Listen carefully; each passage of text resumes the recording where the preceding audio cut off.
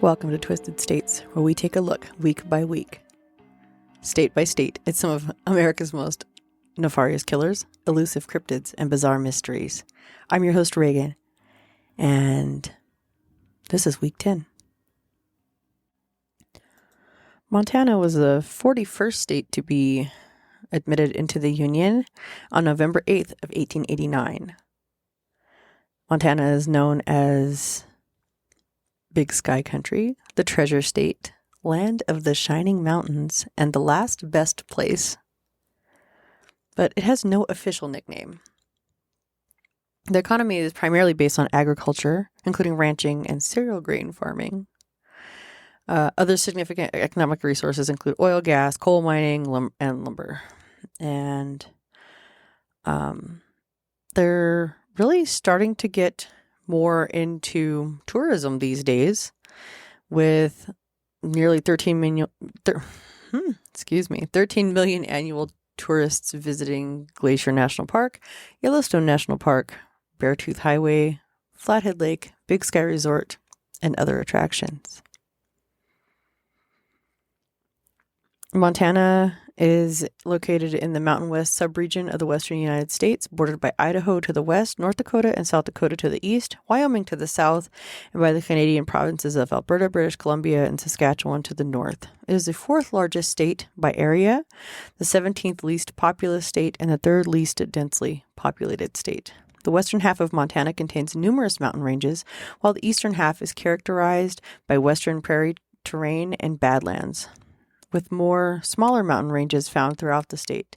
In all, 77 named ranges are part of the Rocky Mountains. All right, so we're going to take a look at Shoebox Annie and Cece Skidmore. Let's get started first with what their actual names were. It was Mary Eleanor Smith and DeCastro Earl Meyer. They were mother and son, and they were living in Anaconda, Montana. And they were always kind of characters. They always were kind of a little bit of a force to be reckoned with. Meyer had quite an extensive arrest record. He spent about 14 years in and out of prison, getting arrested quite frequently for car theft, selling stolen bonds. I mean, just doing a lot of shady things. There's not as big of a paper trail as far as Smith goes, but I'm sure she probably had been in some kind of troubles along the way as well. It all came to a head when they were arrested in 1928, driving a stolen vehicle. But we're going to backtrack a little bit and go over some of the earlier shenanigans that came about with some letters that were written by Mary Smith while she was incarcerated, implicating her and her son in more than one heinous crime. So the first thing that comes up that they did, there wasn't a whole lot, like chronologically. It was really hard to find like information, and this was kind of a struggle, but we're going to do our best here. Apparently, sometime in 1920, first off, Meyer was arrested for car theft in 1914 and spent some time in prison. And then when he got out in 1920, he basically invited a man to his house.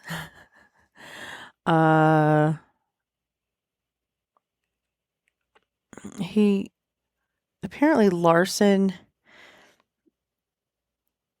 and Mayer sold some oil stocks belonging to Larson, and shortly after that,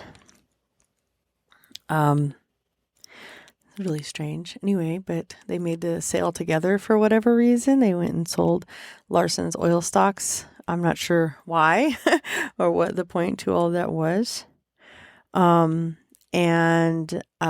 shortly after doing that, Meyer invited Larson over for a home-cooked meal. And that was the last time that he was seen alive.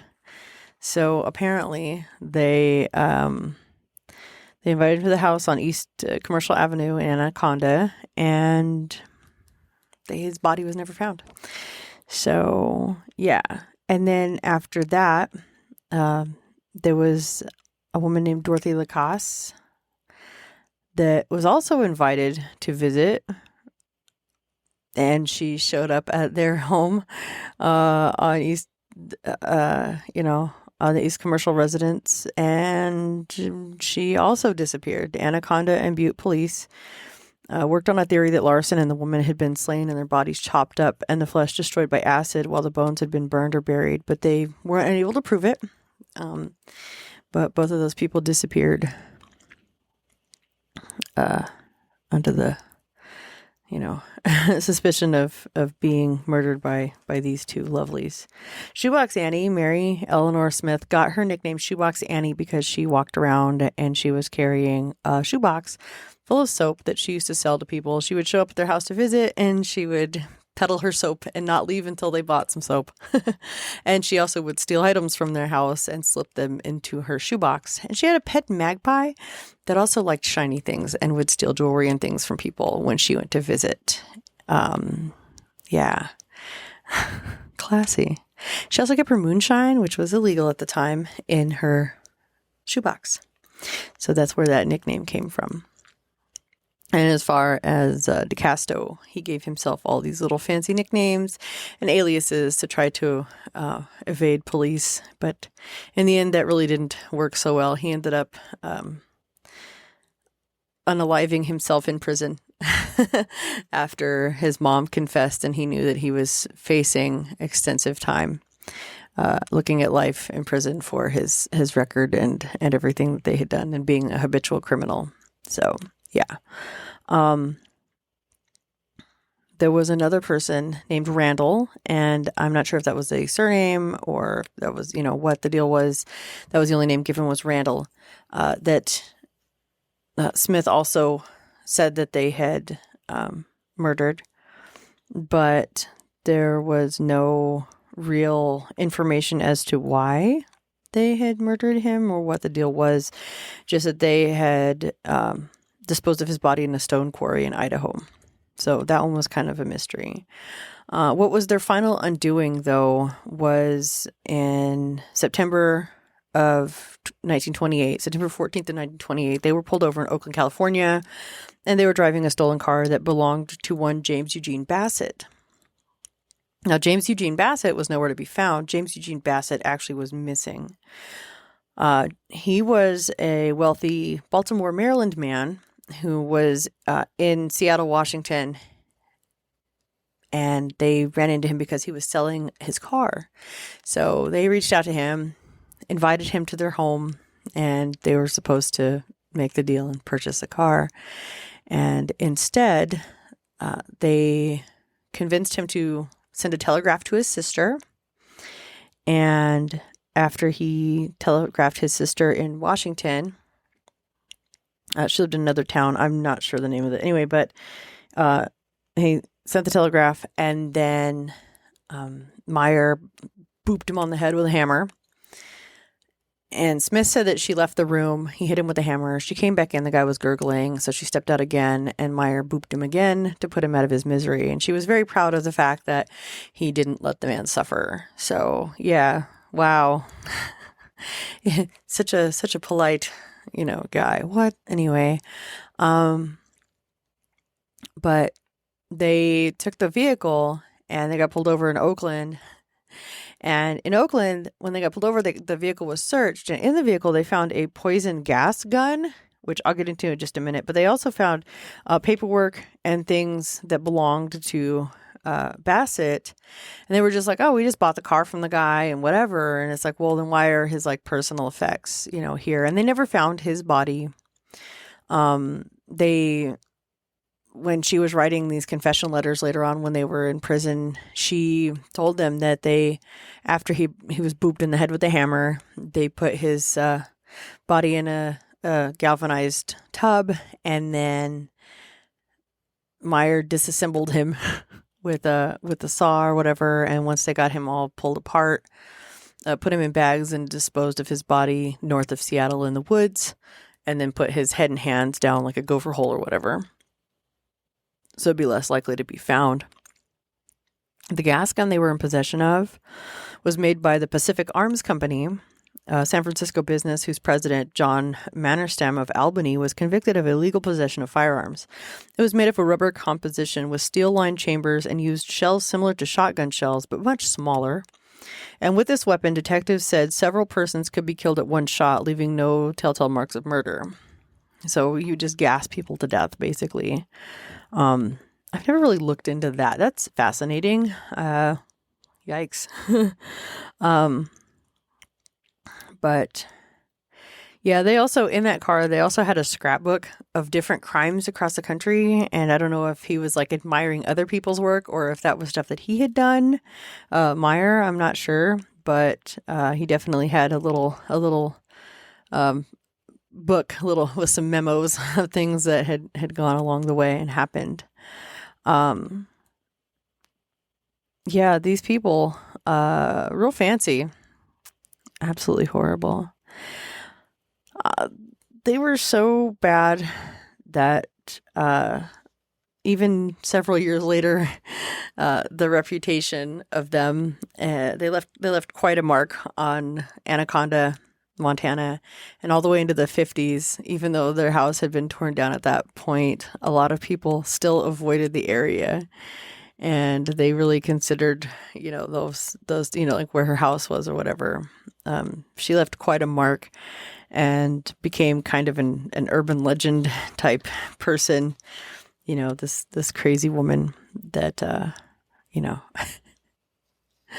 did all these heinous things with her son across the country. Just absolutely insane. And it's really funny that like they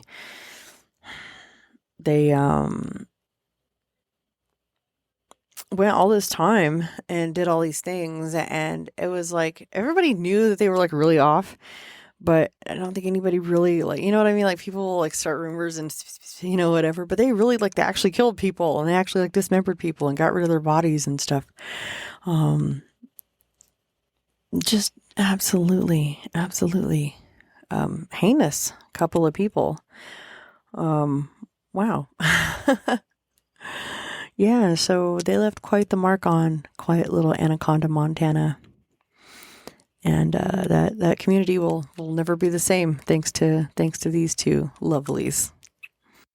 All right, so there you have it. And that's week 10 for you. Thank you so much for stopping by and listening or watching and listening, depending on where you're observing this at. And I will see you next week. I'm not sure what state. I haven't decided quite yet. I know that this week was a little short, but it's also really late. And I've been trying to... oh gosh, so much has been going on. I was helping somebody clean up a place for a person that I wish she would have reached out to me like 6 months, a year ago even. And we could have got things like repaired there and straightened out before it got to the point where it did. She no longer lives there, which is good because that place honestly could be condemned in the shape that it's in right now. But I'm trying really hard to clean it up and help as much as I possibly can. But I don't handle the heat very well, and it's been in the 110s all week. So 2 days over there, I got some mild heat stroke, slept a lot, drinking a lot of fluids, and doing everything I can to try to take care of myself. I lost a lot of weight over the course of 2 days. And definitely took care of that water retention problem I was having because I sweated all that out, all of it. But the downside is that I have been sleeping basically since then. I'm awake about 15 minutes at a time. I do a little bit, get a couple things done, and then I pass right back out. I'll be like, okay, well, let me just, I'm going to take, I sat right here in this chair, which is like a wooden kitchen table chair, and passed out. Like, that's where I'm at right now. It's bad. Fell asleep sitting up, and not my best look. Not my best move either. So, I ended up, I just crawled in bed. I was like, I'm just going to go lay back down. It's fine.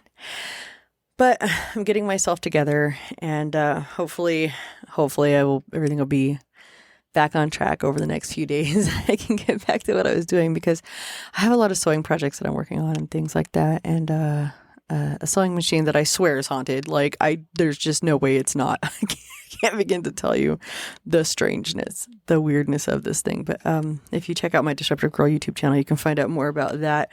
I got some videos coming up I'm going to be editing and things like that. But anyway, I'm going to go. Thank you for stopping by. Thank you for listening. Check me out on Instagram at Twisted States and throw me a follow, throw me a message if you have anything, any input or whatever. Please hop on over there and let me know what you think.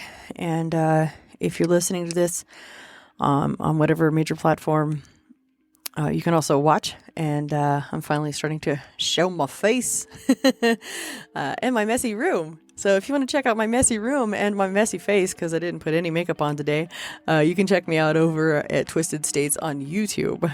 And yeah, so there you have it. There's this week's episode. I will talk to you later. Have a wonderful rest of your week, weekend. Do your thing. And yeah, we'll just keep on keeping it weird and doing the thing. And there goes the fireworks. Are you kidding me? I love my neighbors. All right. Bye.